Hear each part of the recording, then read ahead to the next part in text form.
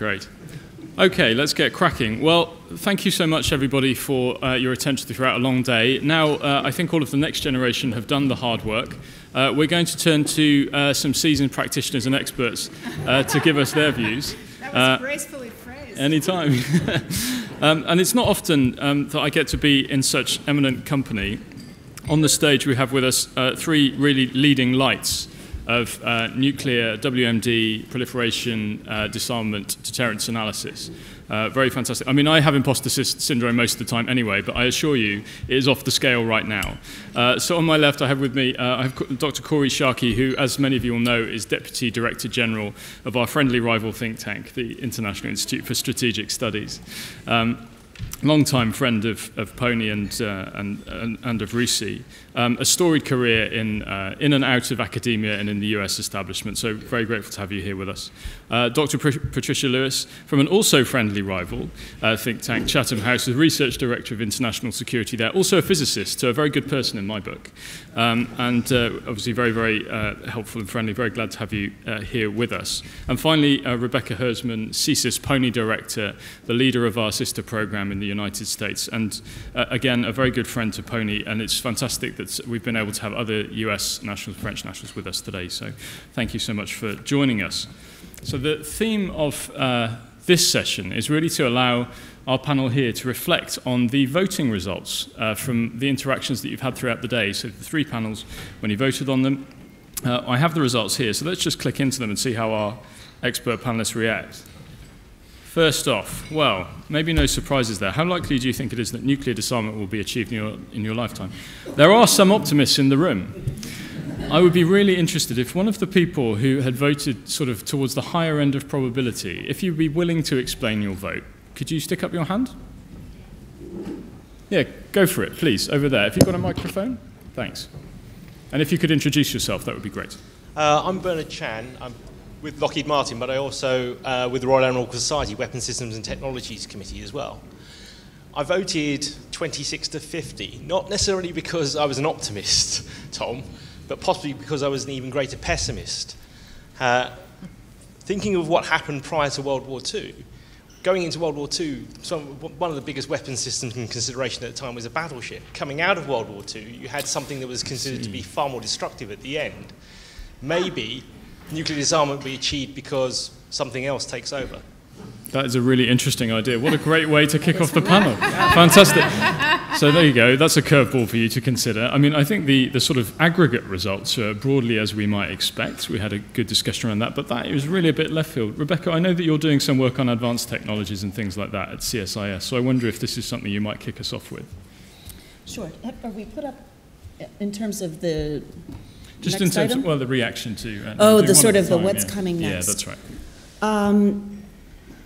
That's interesting, because we've been fearing that for a long time, right? That the next new technology will somehow be what sort of renders what we've had irrelevant. And in some ways, we've almost had the opposite thing going on of late. Think about the resurgence of the use of chemical weapons, states and non-state actors finding utility in a weapon that is truly rudimentary, honestly, in current technology, but it's absolutely rudimentary. And you think, that's interesting. So why is that? Why are we sort of going backwards, in fact? So it's hard to imagine. I think one of the reasons why that happens is because there's an appeal to the sufficiently dangerous but highly reliable. And I think nuclear weapons are sufficiently dangerous and highly reliable. So I think that the way technology comes into play is less in creating a successor weapon and more in truly complicating the space in which we operate in a lot of different ways, whether it's between creating more and more intersections between the benevolent uses of technology and the malevolent uses of technology, of compressing the space between conventional conflict and strategic conflict, complicating our ability to see a conflict. So there's just so much chaos as technology is advancing, that our ability to find sort of linear understandings or a clear idea, deterrence, right? That you're gonna know what I'm gonna do and I'm gonna know what you're gonna do, but now we have to figure that out in this technology blob that has so much going on very quickly that I think it's more a miscalculation. In particular, miscalculation seems to me to be increasingly risky. But I still think, reliable, highly deadly in a reliable way is going to continue to be, unfortunately, the weapon of choice, whether it's for deterrence or actual use in the case of, for example, chemical weapons. So, Patricia, I know that you've written a number of things on the subject of nuclear weapons potentially not being that reliable and perhaps being a little bit too dangerous. So I wonder if you might kick off from that point. I'm looking at my co-author in the room at the back there, Heather Williams. So, we've managed to get through these decades of nuclear weapons in large part due to good luck, and how much we can rely on luck for the future is a question I think we need to ask ourselves. I think the question I would have asked is not how likely is nuclear disarmament in my lifetime. I'm going to ask it now, but how likely is it that nuclear weapons will be used again in your lifetime? I wonder if you can show a hand. Do you think it's likely or not likely? So for those who think nuclear weapons will be used in their lifetime, those who think nuclear weapons will be used in their lifetime, hands up. It doesn't matter, and then we can sub-aggregate. Those, you're still going, gosh, it's a trickle effect. Yeah. Those who think that they will not be used in their lifetime. That is roughly 50-50, I think. So let's say of those who voted that they would be used in their lifetime, how many of you think it would be because they were used on purpose? There was. With miscalculation. Even with miscalculation, yeah. How many of those of you who voted that nuclear weapons would be used? Use. Exactly, a decision to use for whatever reason. There we go. Again, yeah, lots. And how many of you felt then that they would be used in some kind of accident, some system accident, or they would be, there would be some kind of reliability issue, command and control, that sort of thing? Okay, so it is the sort of strategic miscalculation thing that people are worrying about here. Yeah. So I think what we're seeing with the way the world is going, with the relationships in some amount of turmoil and the type of turbulence, plus, a creeping proliferation, I would say. It's nothing huge, but it's creeping. And we can see, I think, how it's sowing the seeds for further regional proliferation, depending on what happens with particularly two regions, the Middle East and Northeast Asia. I think we can see how there is this scope for miscalculation, for misinformation, for information to be misunderstood. A lot of misses in there. And if we look at what happened in January in Hawaii with the alert that went out that was mistaken, it was, however, thought to be real by the person who put it out, it turns out. So, the fact that we were not surprised by that tells us a lot about the way that the world is thinking right now. So I guess my next question would be, is if nuclear weapons were to be used by decision, or even by accident, would that change the way in which we think about nuclear weapons? And which way would it change it? Would it change it in the direction of we've got to get rid of them? Or would it change it in the direction we better get some? And that's a question I don't know how we answer, and I guess it depends on all the variables at the time. But I think we need to be thinking about that, because as you see, there were a large number of people who did think that it's likely that they will be used again, and I'm with them on that. Indeed. So one of the presentations we had today postulated that the Nuclear Ban Treaty, for example, offered a route to a human security focused rather than a state security focused model of disarmament and deterrence. Kori, what's your reaction to that in the sort of the ban NPT debate? Where do you come down on it? I come down in looking around wildly for Heather Williams to tell me what the right answer is. As many of us do. Excellent. I'll take Patricia's answer as well.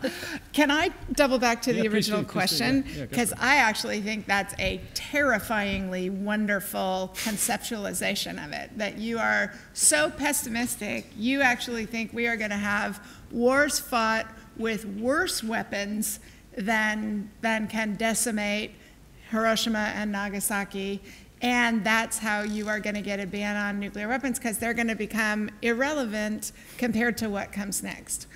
And what I notice about myself and my colleagues who do strategy is that we too often think things can never get worse. And of course, your suggestion is, wow, things are about to get a whole lot worse. And I suspect you're right in the development phase. Whether we see it in the use phase, I'm not sure. Because the ability to foster pandemics, the ability to use cyber to spectacular damaging effects, opening dam sluices, things of that effect, turning off power. We haven't seen them, but what we have seen is the ability to produce those spectacular effects are no longer the province of the world's strongest powers. So the democratization of access to strategic effects, I think we have already seen. And I see Dr. Franke sitting here, her work on AI and the way in which strategic effects can be produced like that, I think is we are under-invested in thinking much more creatively about how things could be worse. And so 3 cheers for teaching me something. Thank you. Well, as you've raised it, let's move on to the next slide. I think that's a great segue. So we had an audience vote on which technology they felt made nuclear war more likely of 3. And we made them pick 1, which I thought was a bit harsh, because as many of us were discussing, and you've just sort of raised, there's that combination issue, which I think is pretty important. But of the 3 technologies here, the most democratized, if you like, I think is probably cyber, right, out of those 3. So I wonder if you might extend your remarks to reflect on this particular issue. Yeah, my read on this, so I would have given the same answer about what makes nuclear war more likely, namely because the risk of surprise attack, as Dick Betts taught us all a long time ago, erodes strategic stability among the nuclear possessor states. So people will fear a use it or lose it dynamic, and hypersonic missiles collapse your decision space. So I could see that making nuclear war more likely, but I would pick cyber for making war that may eventually be nuclear much more likely, because the lower threshold for capacity of use, the likelihood of being able, at least for a crucial initial strike period of time, of masking attribution. Hypersonic missiles, you can't really do that, right? We know where it's going to be fired from. But with cyber, for at least a crucial window of initial attacks, or for a decapitation of somebody else's leadership, command, and control, you could actually crucially mask yourselves. So I would vote cyber instead of hypersonic because of the attribution challenge. Very well. And Patricia, I know that you're doing a load of work on cyber issues at the moment. Yeah. Awful lot. So I wonder if you might extend there. We had a great presentation from one of our speakers on operational technology and its vulnerability to cyber attack, which I know that you've been thinking about as well. So I wonder if maybe you could extend a little bit on that line. Yeah, so strategic systems currently are, parts of them are very vulnerable to cyber attack, depending on the system, depending on the connectivity and the technologies that they're using. So it's not a one-size-fits-all thing. So at the moment, I would say that the biggest problem that we've got when it comes to cyber attacks on strategic systems, which is different to cyber attacks on the other things you were talking about, Kori, is that it increases the uncertainty and trust in the information at your disposal. So, do you know that the status of your nuclear weapons or your other strategic systems, not just nuclear, are they getting in the right targeting information? Are they vulnerable to manipulation of data? Are they vulnerable to miscommunication? What are the networks like? What's the command and control? It's basically a command and control issue. So the good news, though, is, I think that we will, as we are doing now, we are finding really remarkable ways to approach cybersecurity. And as we go down artificial intelligence capabilities, we're finding that this can provide a whole new way of securing our networks, securing our electronics, and developing ways to, if you like, fight fire with fire within our system. So you've got essentially electrons on electrons, right? So, and then if we look at other communication, secure communications, quantum communications being an obvious one, short burst communications being another, there's all sorts of new communications which are becoming so much more secure that this could really address some of those big issues when it comes to command and control. So we might find as we go down that actually cyber itself may be one of those things that could help stabilize a lot of our strategic systems, and that's something that we're working on at the moment. And I just wanted to say that history tells us that you're right, okay? So the question that I have is, let's see if we can survive the nuclear age to get to the point which you're talking about. To get to that worst future. To get to that I was going to say, I thought that was supposed to be encouraging, Patricia, but I'm not sure that it is, a death now or later. Hedging my bets. I'm going to turn to Rebecca, but I want to put one question just in the minds of Kori and Patricia as well to think about. The inevitable question that we had many times today was the prospect for arms control in any or all of these spheres. So just think about that a little bit. Rebecca, you're doing an awful lot of work on some of this advanced technology stuff, right? So obviously, these all are dangerous, and things could go very poorly, but I actually would have voted with the minority on this. To me, when I looked and thought, I'd have to choose, I looked at the hypersonic and I thought, I'm really more concerned with that from an arms racing perspective, and how that sort of plays out. I don't doubt that it could get us there faster, but for me, the most immediate challenge there is this arms racing dynamic. And then you will definitely get to arms racing in a context of collapsed decision space, which is going to really change the way, the relationship between arms racing and crisis stability. So you get there, but I think it's kind of a step function. On cyber, I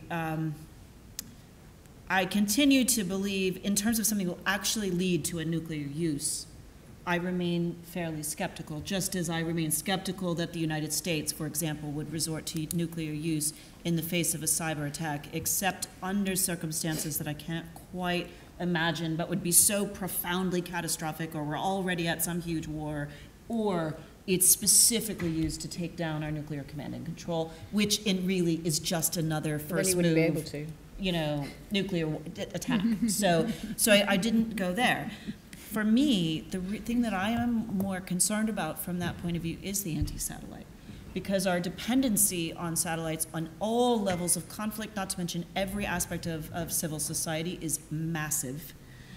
And I just think somewhere in the connection, of us as human beings who occupy the roles of state, that, blinding, taking away is absolutely terrifying. So I think the greatest miscalculation risk lies with anti-satellite capability. So in other words, and space is messy, it's easy to damage something, it's easy to imagine something happening that in fact wasn't deliberate, but that is perceived as deliberate. The opportunity for miscalculation that cascades quickly out of control, that emanates from space and anti-satellite, I think is enormous. So I would have cast my vote there. All right, I'm going to put another one straight back to you briefly, Rebecca, on the cyber issue. It was a question I posed slightly unfairly to one of the panelists today, which was, imagine some circumstance where some kind of reconnaissance or some kind of pathfinder attack is being made on command and control, or even on the ASAT, the satellite systems on which you rightly say there is so much dependence. At what level does that become an attack on a strategic system when it's preparatory? How far does that go before it crosses that threshold of being an attack on a strategic system? Well, okay, not an easy question. Yeah, well, I did say it was unfair. I guess that the thing is, it can still be a lower level attack on a strategic system without necessarily leading in linear fashion to a strategic level or nuclear response. So there is space between there, where the line is, I don't, that's tricky, but there is space. So if you detected a lower level attack, you found the worm, you found the whatever, there is still some room for the decision maker, I think, to say, I believe I have this much time before my risk is overwhelming. I just don't know exactly what that window is. So I think you do have a little bit of room at the lower end of that. As it gets higher, that's harder. No, I think that's a very sensible answer. Yeah, could Patricia, please. I don't know. I think we may be almost in that space now, though, in the sense that if you look at anti-satellite capabilities, it's there's cyber attacks on anti-satellite, which are going on regularly all the time. And we've also seen, this buzzing of satellites. So we're seeing satellites belonging to some countries that are not too friendly going up, and not only buzzing around US and European satellites, but also buzzing around satellites that belong to private companies. What's going on there? So we're already, I think, edging into that space in the way that when you sort of ping submarines, or when you buzz into airspace and you're testing all the time to see reaction, and it's a cat and mouse game, what reaction you're going to show, what reaction you're not going to show, how you're going to do that. So a strategic approach to all of this is already going on, I think. So arms control then, a potential option for addressing this, or just too messy to deal with? What do you think? Open to the panel. Whoever wants to take it. Arms control on this, I wouldn't call it arms control. I think that it's primarily, so cyber I think is different, and I think if we think about cyber in the same way if we think about nuclear weapons, we're making a huge mistake. I think we need to think much more about cyber in a biological framework, an organic framework. It's all about connectivity. It's all about tiny little packets of information that can come on and do damage. And so they're quite like viruses. It's no coincidence that they're often called viruses. And we can develop organic models on our defenses. So I would go down much the road of vaccination, immunization, developing barrier, good hygiene, all of those things that we do in the public health sphere to develop a different type of system for defense against cyber. I agree with everything Dr. Lewis just said. I wonder whether she thinks there is the possibility of a sort of herd immunity sense in cyber, right? Yeah, is there absolutely. the weak way in as well? Yes, I think so, and I think that we can provide some herd immunity. I don't think we quite know how to do that yet, but some of the work that I've seen going on in terms of how really very clever learning capabilities can sit on systems and watch and monitor what's going on, that could be done beyond the systems that they're actually on. So there's quite a lot of things that we can do in terms of herd immunity. Now, one of the things that you and I have talked about in herd immunity before is how we prevent countries picking off one. So how we create unity. So we've been looking at, how we create unity within alliances. And I think we need to do the same thing in cyber and provide that immunity for everybody, because it's so networked that one vulnerability that somebody has exposed themselves to inadvertently can affect all of us. Right. So it's in our interest. Right. I think that's really smart. Go for it. Yeah, just dive in. Well, so I agree that I think arms control is exactly the wrong bumper sticker for that conversation. I don't think it's helpful at all, because, arms control is really about, the stuff. I do think that we could think about systems of restraint. And, if you think in other areas where we have systems of restraint, I think those systems are largely composed of norms, taboos, deterrence, and denial of benefit. And I think there's room, especially for at least 3 of those, but maybe deterrence depending on how you apply it. And if you think about that, you're like building a web, right? So, you can have some norms. You can have some legal and rules-based guidelines that shape behavior and that states buy into. You can have taboos. Biological risks are an area that's very weighted with taboo, right? The use of disease as a weapon has a lot of taboo burden on it, and that's a good thing. You can get some denial of benefit. Resilience is a strong and important element of denial of benefit, which makes it less attractive to use it in a weaponized form, or in where you think it's not going to be worth it. So I think you can have a system of restraint But I think arms control about things that can be both be arms and not be arms, or be enabler, is exactly the wrong idea. It's the wrong label. And so I think we have to take a different approach. Sure. Any other remarks from others on the panel before we move on? No? Okay, I'm just pointing at you. Okay, fine. So let's just have a little skip ahead now. This is, I suppose, in fairly classic style, somebody from the UK asking a panel of majority Americans to tell us what to do with our nuclear complex. That sounds like the story of our deterrent. Which of these four should be the highest priority for the UK nuclear complex? Not nuclear weapons complex, nuclear complex as a whole, because of course we have some people from the civil sector here as well. That's part of the PONI community. To me, this spread of four looks, pretty much within statistical error, quite broadly split, right? I mean, so for your votes, and I guess I would ask you, approximately where would you, looking at the UK politically, economically, militarily even, where would you like to cast your, two penneth? Okay, that one I will take. Go for it. I would have voted for maintaining an effective strategic deterrent. Because the sustainability of the underpinning capabilities don't matter if you're not sustaining an effective deterrent. So it seems to me a derivative of the primary objective of maintaining a strategic deterrent. And I think that's a really open question in Britain right now. As I have watched the playing out of the conversations about defense spending, about Trident, about whether to keep them continuously at sea, this seems to me a really important conversation for British citizens to have with each other, to figure out whether you are to some extent taking for granted something that has long been a linchpin of your security, or whether you really believe that either you are safe enough you don't need it, or the restraints or you make yourself less likely to be a participant in those wars without it.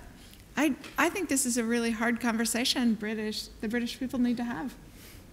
I'm going to turn again to an American, if I may, to respond to that before coming back to the British view. What do you think, Rebecca?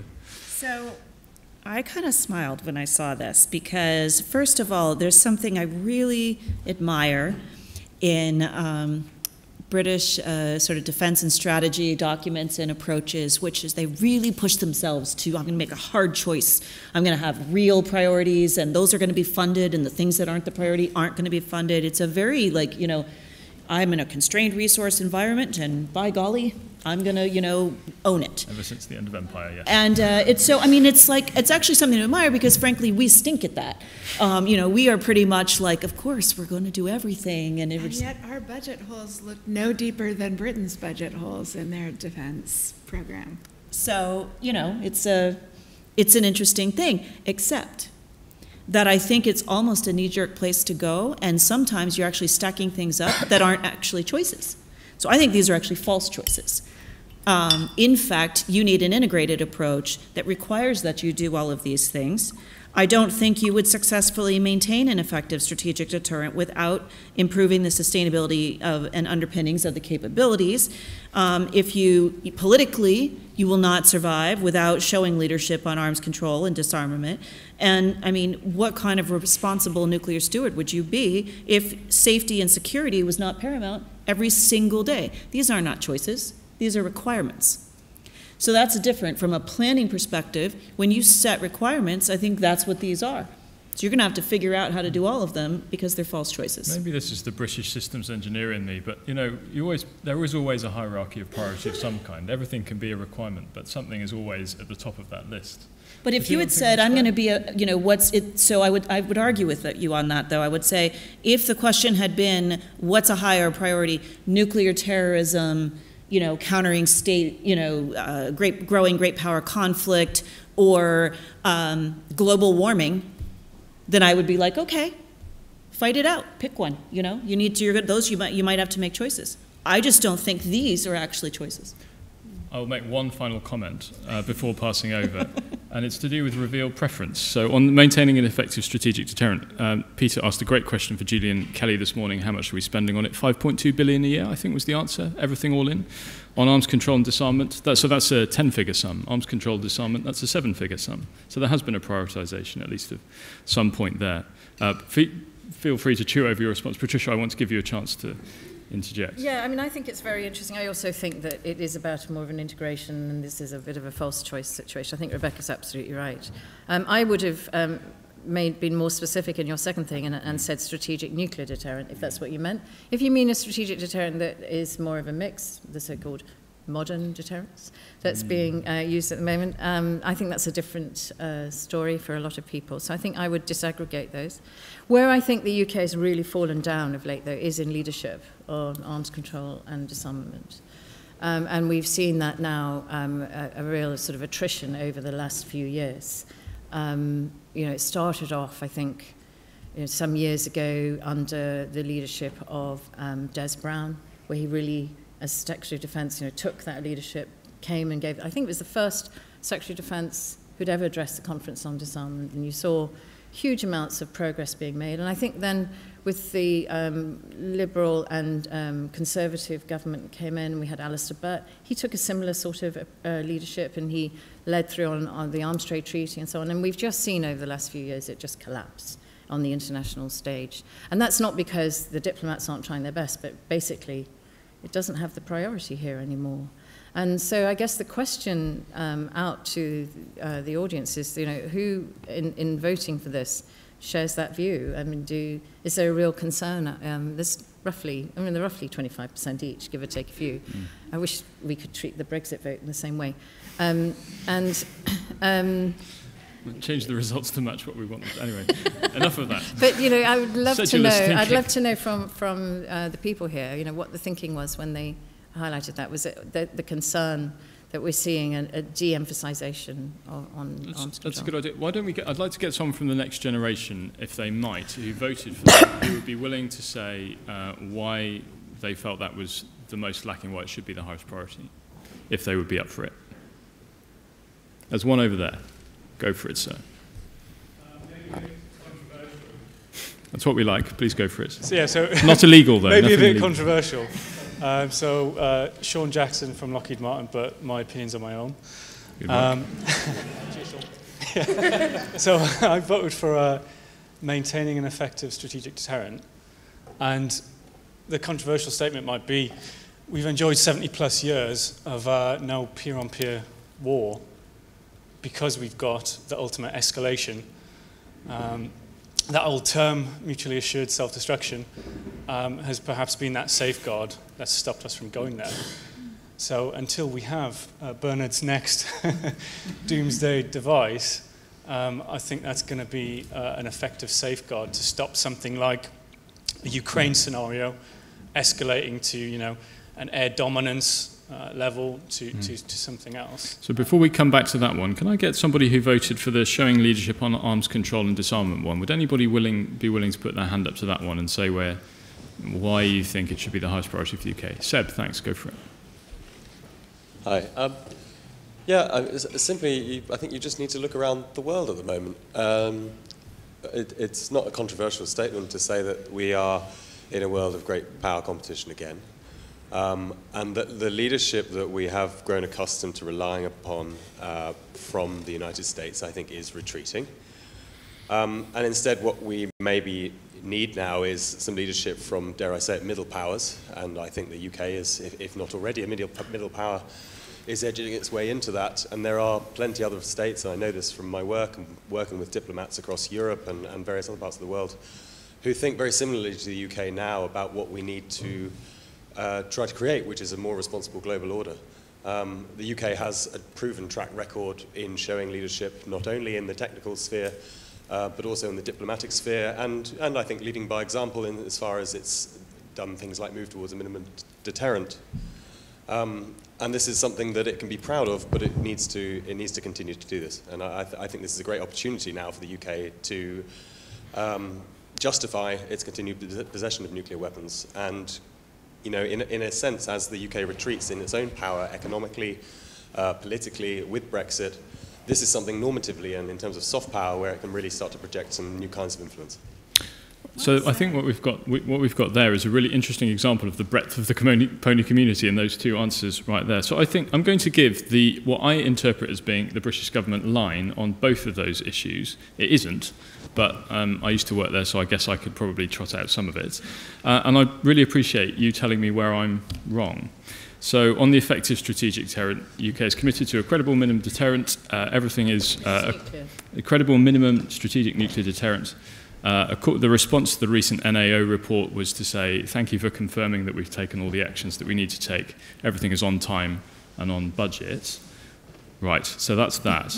The next one is showing leadership on arms control and disarmament. The UK has made strides forwards on verification of nuclear weapons disarmament with Norway, with the US, partly with China actually, and with Sweden, and consistently pushes forwards issues in, say, Chemical Weapons Convention and multilateral fora. So what more, we are living up to our obligations in that regard. That's a rough, I guess, précis of the position on those two things. Now, could you tell me where that position is deficient? So I don't think that position is deficient. I think there are questions about whether the government will continue to prosecute that line on the issue of the effective strategic deterrent as money grows tight, as it always is. It seems to me an open question whether the defense review and the money to provide whether the defense review is going to have the money to modernize the continuous at-sea deterrent, and whether the Prime Minister is going to choose that as the path to spend that money. On the second one, I agree, Britain's getting fantastic grades, and in particular, I think the most recent and most valuable for us all demonstration is the way Britain has used the Chemical Weapons Convention and the organizations growing out of that to prosecute their case against the Russians on Skripal and to build international support and cooperation through the institutions and through the norms and processes. They've really strongly reinforced them. And not only built the credibility of Britain's case, but also the credibility of the institutions at the same time. I think it's quite noble. Considering our usual capability, it has been quite a good response, I would say, in that regard. Rebecca, Patricia, any thoughts? So I would say that the UK has always led on Chemical Weapons Convention. I remember back during the negotiations of the CWC, UK was definitely the lead. Margaret Thatcher, as Prime Minister, saw this as one of her big flagship international relations push, and she was a chemist herself, and she felt very strongly about it. So I think the UK has always had a really good approach, and I would agree completely on the CWC and what you said about the way in which they managed to use that. However, the No Impunity initiative was France, right? And of course, the Chemical Weapons Convention was signed in Paris, which was unfortunate for Mrs. Thatcher at that time as well. So it's one of those issues, I think, where there is complete unity of purpose in Europe. There's always variability in the United States, and there's a huge variability at the moment with Russia, particularly over Syria. And I would say that the British mission, the UK ambassador in New York at the moment at the UN, is similarly able to use the Chemical Weapons Convention on the Syrian issue.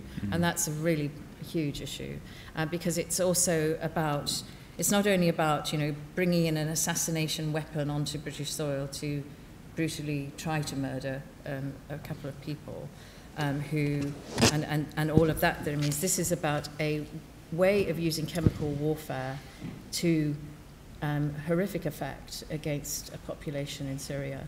And, essentially it's conventional warfare, herding them into a space, then you're using chemicals on top to finish them off. And it's terrifying.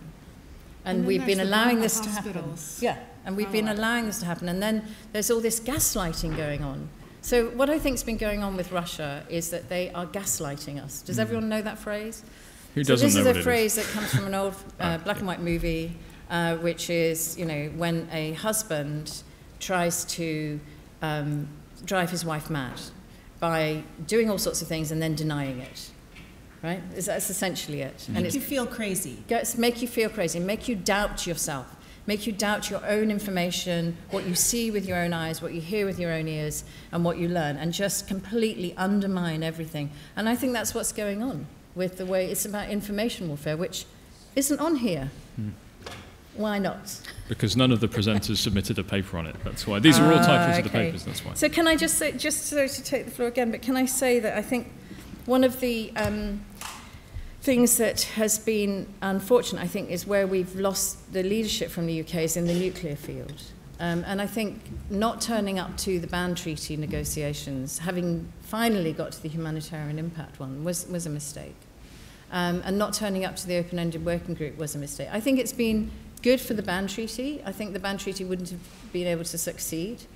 And I think that they've showed their fear on this, which is a great pity for the UK, that they weren't there on that. So we can get into this discussion, but it seems to me that a few people have really understood what the ban treaty means, and the fact that they were too terrified to show up and negotiate, that's the way I interpret it, means that they actually have understood what it means. Interesting. Rebecca, please. You know, it's interesting because I think we're all going to turn to the chemical weapons issue, and I think it's actually extremely important in several ways.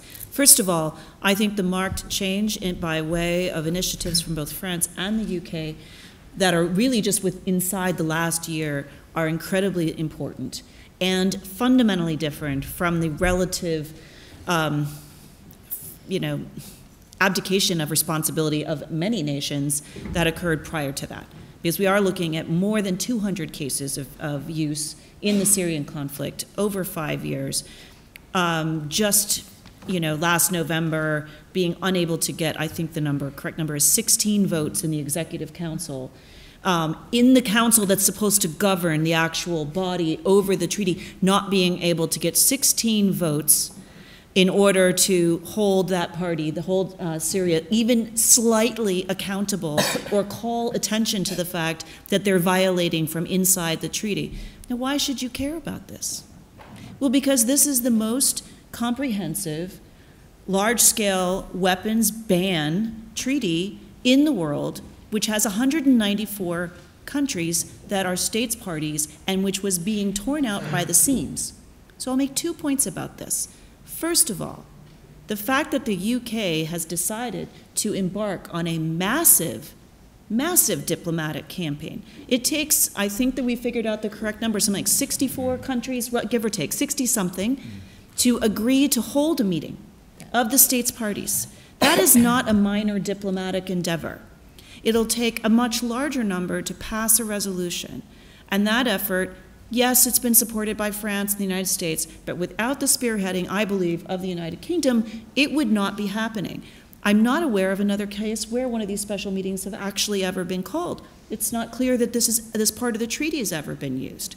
If you want to prove that treaties matter, if you want to prove that enforcement matters, you'd better step up where the crisis occurs and not just wait for it to come here. So this is where, forgive me, I'll be a little pointed about the ban treaty folks and the ban treaty proponents.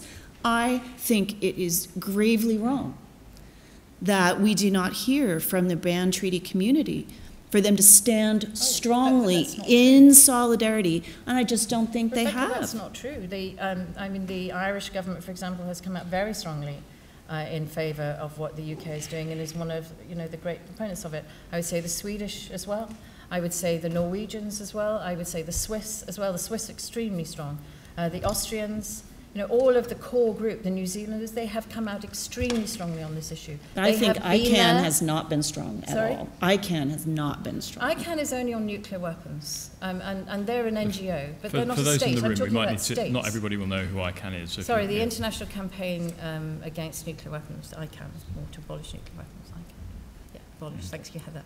So, that's an NGO, and I can't speak for them. I'm talking about countries, and I would say that all of the European countries are extremely strong on both the Skripal situation in Novichok's and the Chemical Weapons Convention. And when I was at the NPT PrepCom in Geneva a few weeks back, I actually spoke about this, about exactly what you've said, that we need to put chemical weapons at the centre of our humanitarian approach. because it is a humanitarian issue, as are nuclear weapons. And you know, so my call was to those calling for a humanitarian approach to nuclear weapons arms control, to embrace the Chemical Weapons Convention approach. And I didn't get any pushback at all. I just think a lot of people who work on the nuclear weapons issue in the non-governmental realm don't know much about the Chemical Weapons Convention. But at the state level, it's very, very strong. Maybe we get to see the test when we get to that special meeting. Kori, any thoughts on this issue? I mean, I think I know where you sit on the ban divide, but why don't you lay it out for us? Sorry, yes, had to do it. Yes, I think you know where I stand on the ban, which is, yes, I would love to get there, and no, I have no confidence we will ever get there. That was a very graceful way of putting it, I think. Now, we have about 10 minutes left, and I know that I've seen a few people sort of nudging because I think that they want to get involved in the debate. So if, with your indulgence, I might take a few questions from the floor on actually any topic that we've had today, but particularly the things that, you know, the speakers have just raised. Heather, I saw you. Yeah. Ulrika, I'd love to get something from you, absolutely. And we've got Rose and then Paul. So she gets called out. She gets can I do respond. Heather and Rose and then come down to the front for Ulrika and Paul, just for logistics reasons, if that's okay. So go for it. Thanks. I actually don't want to talk about the ban treaty, so I hope that's okay. Yeah, I have a comment and then a question. First is a comment. Tom, I was so disappointed because you didn't ask for anyone to raise their hand for the last voting section, which I voted for, and I just quickly want to make a case. You've raised your own hand, so go for it. For safety and security, because if you think of, so I was trying to think of a good analogy for this one, and I actually think children are a good one. If you're, I don't have children, so this is all assumptions, but if you're raising a child, yes, you want the child to grow up to be self-sustaining. Yes, you also want them to be, you know, like, an effective member of society, but you also need to feed and clothe them and make sure they don't fall off a cliff, right? I mean, I feel like if we're going to talk, like nuclear, or if you don't like the child analogy, if your child happens to be a psychopath, you have a responsibility to keep them safe from others. But seriously, I think with nuclear weapons, if we talk about nuclear responsibility, the ultimate of nuclear responsibility is to ensure their safety and security and to make sure that we maintain them as responsibly as possible for as long as they exist. So I just want to put that one out there. And then my question was, none of you three will be surprised. I want to push back on what you said about arms control and this idea that we need to rename it or set it aside. So Rebecca, this morning you had raised the great question. Really, it's about how do we define arms control. So my part A of my question, do we need to throw out the idea of arms control, or do we just need to redefine it? And then second question is that historically arms control has been beneficial for strategic stability, for getting what we want off of our adversaries, and for saving costs.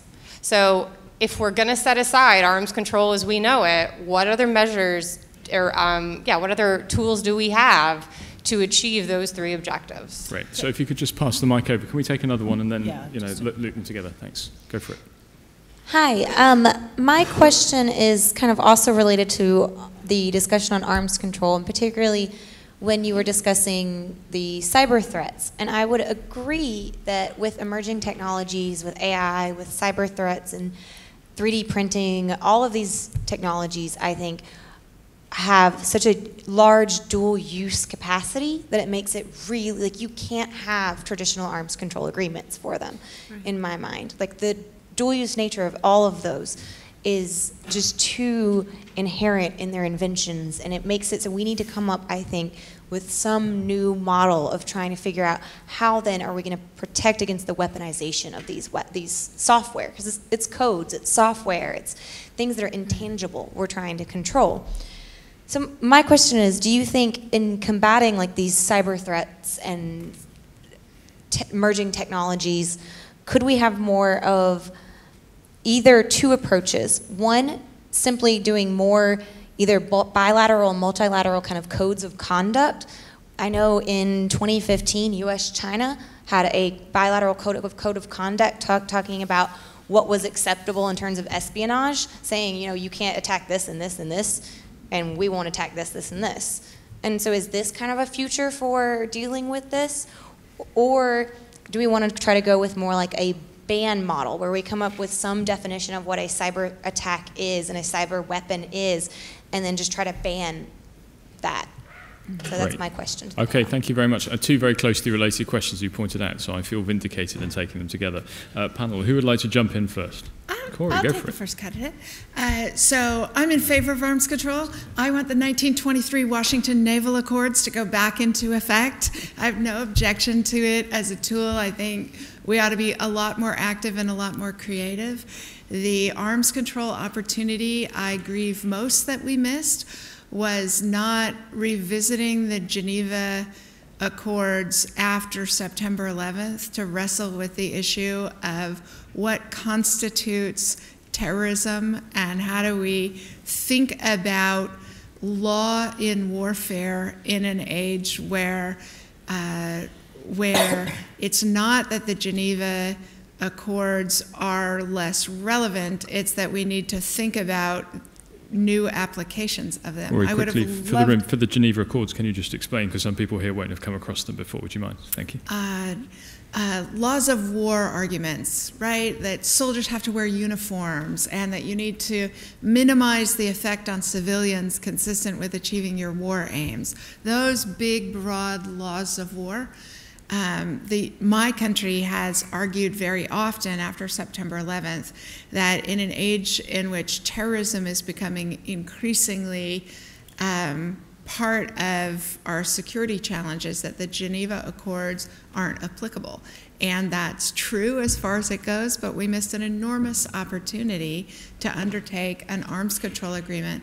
Put the Danish in charge of it, give the Dutch the secondary role, right? They're gonna figure out a good solution for us all. And we missed that opportunity and continue to miss that opportunity. I think it's enormous misfit. On the ban versus code of conduct, I love your point about the complications that dual use bring. And my favorite example, but I would argue this isn't new. It's not just new technology. Because I once had Paul Nitze tell me that the most important mistake we made was letting American companies sell ball bearings to the Soviet Union because that's how they figured out to get accurate guidance on their nuclear missiles. And that we saw the collapse of messiness in their targeting as a result of ball bearings. And so I think dual use has always been much more problematic. And the most problematic of dual use is, as I think you were suggesting, the intellectual equipment. It's nerdy college students who are going to figure out a new application. I can't myself gain confidence that either regulators or legislators are going to be as smart as nerdy college students coming up with. So I struggle to think about how can we stay enough ahead of it. I don't think a ban is practical because are we really not going to have cell phones because we're going to, right? I don't see the practicality of a ban. A code of conduct, I think, has enormous potential. Where I think it will trend, though, is that the good guy countries are going to come up with a code of conduct, especially in AI, that will bind us to a set of choices that will be dramatically and asymmetrically advantageous in favor of our adversaries, who are not going to be willing to restrict themselves in the same way.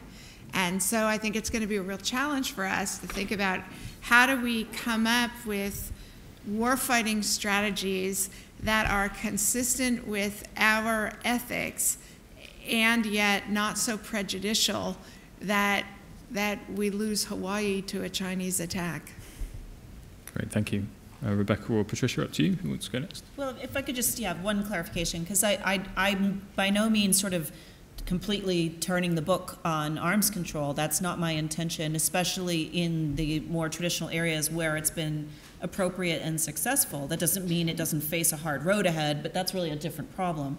I'm more reacting. My suggestion was I didn't think that's necessarily a very helpful frame or lens through which to look at this sort of restraint challenge or behavior challenge in some of these other areas like cyber, like anti-satellite, or even AI, other sorts of emerging technologies, especially biology, especially those are areas where I think we need that more nuanced approach to restraint. That doesn't mean that there is not a role for normative measures, both legally binding, non-legally, codes of conduct. A code of conduct is a tool that kind of contributes to a normative fabric. And there are things we can do in terms of engaging, especially in terms of laws of war and the ethics and so forth, to look at certain types of behavior or uses of certain things and deem taboo against that, build that gradually to create a culture of non-use. So there are things we can do, but I think we're going to want to be pulling from all four of those pots in different ways to knit together some restraining behavior in these very dicey, complicated areas. Great, thanks, Rebecca. And Patricia? Yeah, so on arms control, I agree completely with Rebecca, but I would say that in nuclear arms control and other types of weapons arms control, we really need to get back to arms control. So I think we've run into a big, boggy piece of land where we start arguing about whether it's a step-by-step or whether it's the ban or let's do everything. Right. Why do we have to get all tribal about it? I'm interested in the ban because I think it's a normative approach that takes a humanitarian approach, and it's very powerful, has the potential to be very powerful. I'm also interested in START treaties. I'm also interested in conventional arms control. I'm happy to use any tool that will work to get that nail or that screw or whatever it is I'm trying to do into that wall, right? So let's not get all kind of precious about what tools we're using. Let's reinstate arms control, though, back, because I think right now it's really needed, and we've certainly lost that bilateral arms control approach that is so vital. And then I would say on the cyber and codes of conduct, I really like the idea of codes of conduct. I think it helps people flesh things out. The problem is that we don't have a venue at the moment to do it because the group of governmental experts process in the UN has sort of really sort of ground into another bog somewhere else. So one of the proposals that I like very much is to take a leaf from the space issue, which also has a big problem. It's got the peaceful uses approach and it's got the preventing an arms race in outer space approach. In Geneva, preventing an arms race in outer space hasn't got anywhere in 30 years, let alone 20.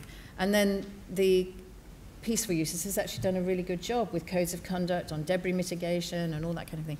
So the proposal that I like is to set up a committee on the peaceful uses of IT, a POC. I don't know where it would be, but I think it's a really good idea, and sort of take off the hard bits, the bits that we probably will never solve about weapons and things like that, and let's do some stuff on the peaceful bits where we can actually cooperate and do things together. It's not a perfect solution, but it's a wicked problem, and it's a nudge in the right direction. So that's where I would go on that. Great, thank you very much. Right, we are at -1 minute, but I'm still going to take the questions because the speaker I'm cutting into is me, and I know that I'm not going to say very much. And also I want to take the questions, I promise. So I won't take any more, but I will take Paul and Ulrika if I might. Thank you very much. If you could keep them brief, though, that would be good. I do want to say something at least, even if it's only goodbye. Can you go first? Oh, yes. Thank you very much. This has been fascinating. I was surprised, though, by the rather positive, and I would argue too positive, view of the panel on British leadership on arms control and disarmament. And I'd like to emphasize I'm not a nuclear person, so I could be wrong on the specific nuclear part of this. But as someone who works on European politics, I would like to emphasize that, in my view, the UK has lost incredibly in terms of credibility and legitimacy to lead any of these kind of efforts in international law because of Brexit. And this is really something that you can already see in European politics, and I think that that was even visible in the Skripal case that you mentioned. So I would be interested in hearing your thoughts on that. And just a very short comment, because I really liked the comment on the way to get to nuclear disarmament is by an even scarier thing coming along. And I do agree. I think this is a very good point, and my money would be on AI and kind of, AI weapons. However, I think the problem is that history has shown us that most of the time when that happens, the lesser scarier thing doesn't really go away. It just kind of, the more scary thing just adds to it. So we're getting at another layer of scary weapons, but not necessarily get rid of the old one. So maybe an even more pessimistic view than what we've heard. Thanks, great. Well, Paul, I hope your question gives them an opportunity to be optimistic, because that wasn't much of a setup. Thanks, go for it. Probably not. Paul Burton, AWE. First, an observation on the last graphic. I would argue, being a physicist, that the sustainability, the underpinning capabilities is what allows you to do all the rest. Which is the conclusion I came to with that one. So if you don't do that one at the top, you can't do the rest. But the question is, what do the panel consider to be the more dangerous situation in confrontations? So the ideological divide we had during the Cold War, thinking particularly the early 80s, which I remember well, or the current situation where you have nationalism, particularly when it's driven by ethnic and religious definitions. I'm thinking particularly Washington and Moscow at this point, but it does have wider applications. Okay, thanks very much. More fear, doom, gloom, and danger. Who would like to take that one? Maybe end on a happy note if you can. Sure, I can end on a happy note, actually. As the bearer of the tiara of optimism, I will tell you that it is self-indulgence to argue that our age is more dangerous than 10 years ago, than 20 years ago, than 30 years ago, than 100 years ago. And the way to sift the dangers is to think, if you were Franklin Roosevelt, would you rather have the problems that the contemporary American president has? Or if you're the British Prime Minister, would you rather have Winston Churchill's problems or Harold Macmillan's problems or Theresa May's problems? The world, my theory of why now feels so dangerous and why we so often say it's never been more dangerous is that it is the safest time to be alive in human history, right? Infant mortality is lowest. Malnutrition is lowest. The likelihood of death by violence is lowest. The likelihood of death in war is lowest, right? But none of it feels true to us.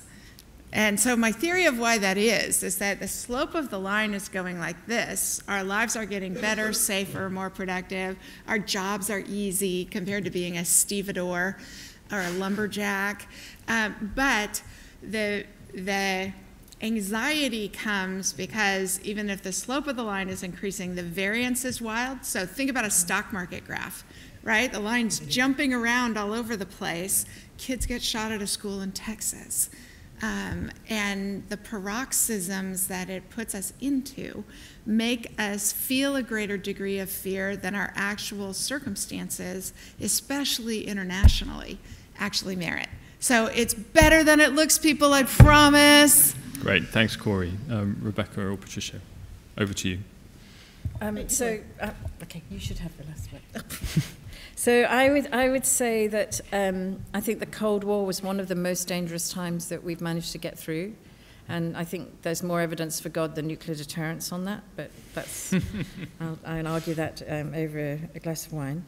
I think at the moment, Kori is absolutely right that it's very much about the variance in what we're seeing. And then if you look at the work of Nicholas Taleb, for example.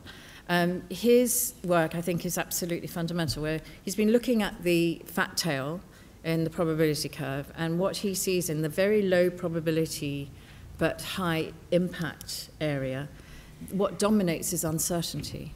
And I think that what we're feeling a lot in our world is uncertainty. And that's partly because of the fast pace of technological change, which that is a difference compared with 100 years ago. It began then, I guess, really, if we look at it. But that's, we've seen, and it just seems to be getting faster and faster.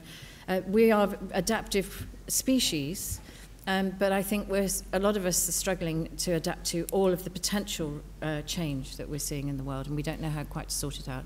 I think that we're seeing, again, a new turbulence in international relations. It may be just a shake-up in the playground. It's been a long time coming since the end of the Cold War, and it may settle down again. But we've seen in the past when that sort of turbulence can lead to major conflicts. So I think that unsettles us.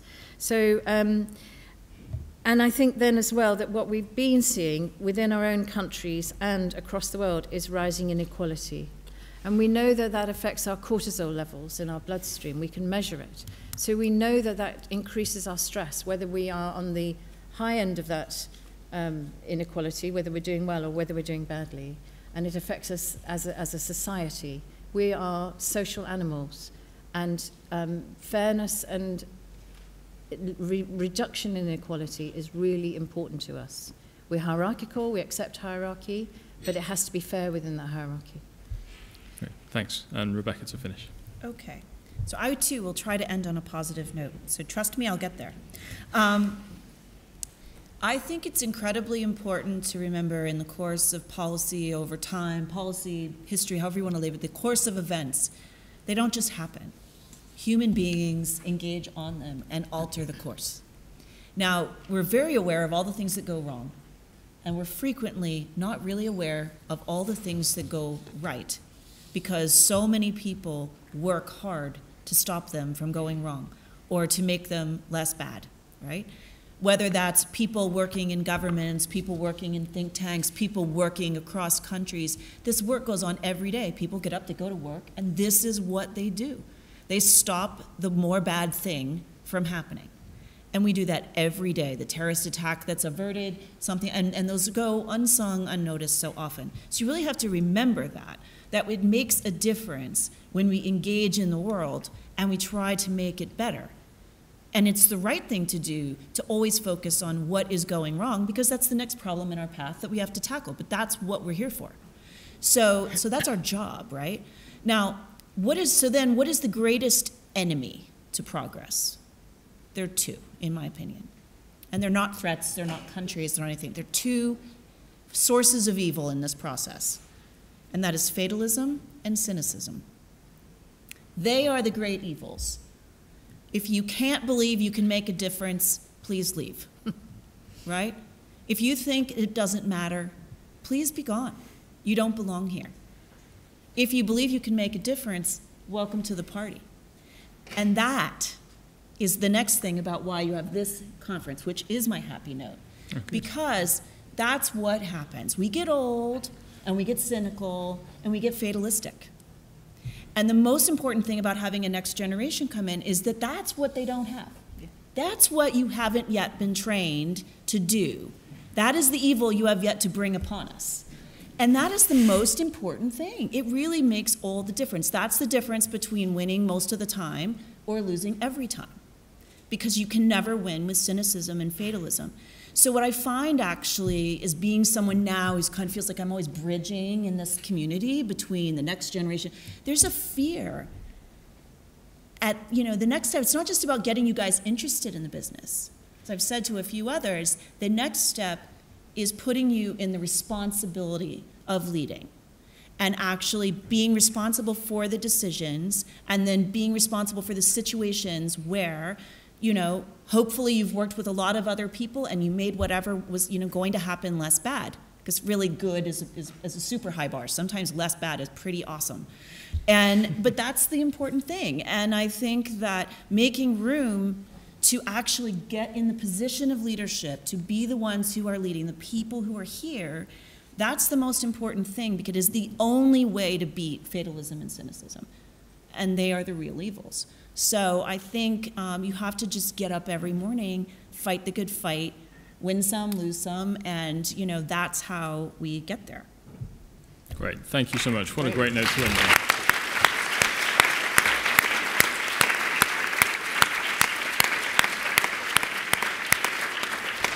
Rebecca, Patricia, Kori, I'm most grateful to you for taking the time to come and do this session. I found it fantastically educational. As a great example as well of the PONI spirit, disagreeing respectfully and agreeing on issues. There doesn't, as Patricia said, there don't have to be tribes in this. And I think that was a great example for us all. What a day we've had. We started with an incredibly punchy, no-holds-barred keynote from Julian Kelly, which I thought was pretty good. And we're going to finish up later on with, I hope, an equally no-holds-barred one from perhaps another end of the spectrum. Renata Dwan from UNIDIR, the United Nations Institute for Disarmament Research. Very excited to have you with us. Thank you so much for joining us. And in between, a tremendously rich tapestry of presentations and talks from next-generation speakers and this fantastic expert panel that have really covered a breadth of issues that I think is an example to everybody. I should thank the speakers for their engagement. For many of you, this was your first time in front of a big crowd. Some of you had been here before, but some of you, this was your first time with PONI.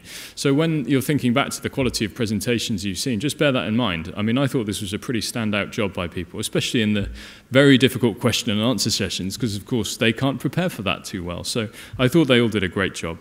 And what you've really also demonstrated is the value of diversity across the community, not just in gender terms, although that is extremely important, but also in terms of sort of different backgrounds and perceptions that you bring to things. In that regard, I'm grateful to WISE UK for helping us out with the lunchtime event for partnering us with that, and hopefully we'll continue to work with you, to Christina and Heather in particular for bringing that together. I just wanted to say here to sort of lay down a marker really. UK PONI is absolutely committed, as I wrote in my letter at the beginning of your conference packs, to pushing forward a more inclusive, a more diverse nuclear community, and we're going to try and foster that in a number of practical ways. We'll take on board every piece of suggestions, every piece of feedback that we have, both now and subsequently, and see what we can do about it. Our sponsors are already helping us here. They've committed to think about diversity issues when they put forward nominees to events that we put out. We're going to be keeping track of our own statistics so that we can mark our own homework and make sure that we're doing the right thing. And we're going to do it all without dropping standards, and I think today was an evidence of that. When we were selecting the panelists for here, there was no positive selection, right? We picked the presentations that we felt fitted best and were best together, and it just dropped out. It just worked. And I think that's a great example of how if you sort of set the right sort of tone and you give people the opportunity, they'll be able to fulfill it. So we're going to do all that. Very grateful, of course, to any of you who have any thoughts of how we can do better. No monopoly on good ideas. In fact, as the team will tell you, I have very few. Most of them belong to others. Thanks, I suppose, to all of you for fostering the PONI spirit that I spoke about at the start. The questions have all been sort of respectful, constructive. You've all been very good to each other, which is fantastic. And to our chairs who gave up their time to be here. Although I will say, I always find it no great sacrifice, because this is one of the most interesting, stimulating, exciting days of my calendar. So I'm extremely proud to be here in a leadership role, whereas in the past I've been in the audience more often. At the start of the day, I think during the coffee sessions, I saw people talking in institutional clumps almost. You know, you have AWE here, you have Lockheed there, and all that sort of stuff. When I went up later on, everybody was talking across different organisations. That's really what this is about, so I was really pleased to see that. And that actually gives me a little sense of hope that I'm glad you were all able to end on it. In fact, I think that was almost the greatest achievement of that panel, that against the background we're in, every single one of you managed to end on a positive note, so well done there. Quick points of admin. If any of the conversations today have sparked your interest and you want to think about doing more, we run a blog, a weblog. It's Nuclear Reactions. The address is up there.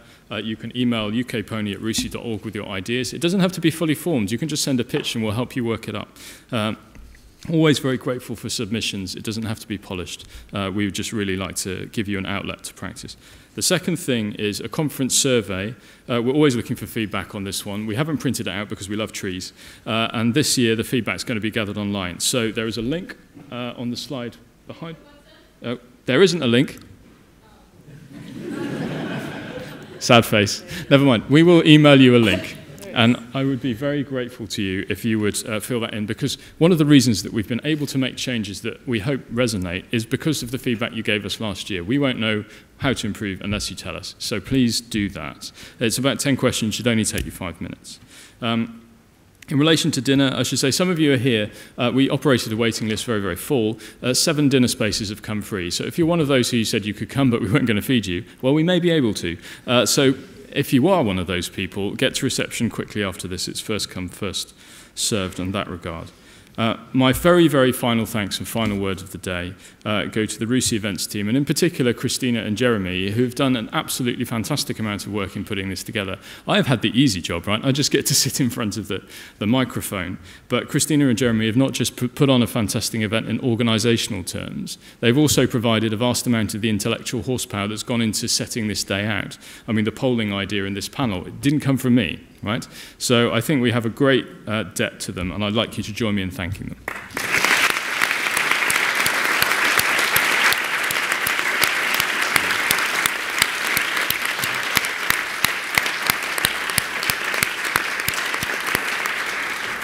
I think it's totally fitting that that was the loudest and longest round of applause of the day, by the way. So it's with a tinge of sadness that I close the conference, or at least the plenary sessions of the conference, but with a tinge of pleasure that I usher you upstairs to the wine reception. Thank you so much for your attention throughout the day, and enjoy the evening.